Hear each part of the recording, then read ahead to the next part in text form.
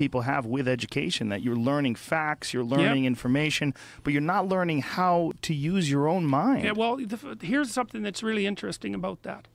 So I spent a lot of time, I'm a scientist, but I'm also, I would say I'm also a religious person. I'm a deeply religious person. And how do you reconcile those? Exactly. Well, that's that, and I've spent 40 years thinking about that. And for 20 of those years, I did almost nothing but think about that all the time. And I realized something, partly from reading Carl Jung. And what I realized was that even the fundamentalists have the wrong idea about religious truth. Religious truth is not scientific truth. Like the stories in Genesis, which are very old stories, maybe tens of thousands of years old.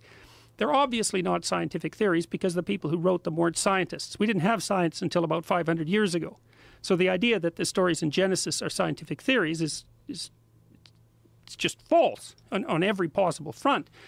And so then you might say, well, there's no other truth but scientific truth. It's like, well, wait a minute. That's not true. Because what scientific truth tells you is what things are. But genuine religious truth tells you how you should act. And those things are not the same. And so a great story, like a great novel, which is a quasi-religious construction because it's like a distillation of ordinary life into its most important elements. That's a map about how you should comport yourself in the world. And you might say, well, what do you mean by should? And because that's the question the moral relativists ask. And there's an answer to that too, as far as I can tell. And I got this partly from reading Jean Piaget. So imagine that here's how you should act. You should act so that things are good for you like they would be for someone you're taking care of. But they have to be good for you in a way that's also good for your family. And they have to be good for you and your family in a way that's also good for society. And maybe even also good for the broader environment, if you can manage that. So it's balanced at all those levels. And then that has to be good for you and your family and society and the world right now and next week and next month and a year from now and 10 years from now. And so it's this harmonious balancing of multiple layers of being simultaneously. And that's a Darwinian reality, I would say. Your brain is actually attuned to tell you when you're doing that. And the way it tells you is that it reveals that what you're doing is meaningful.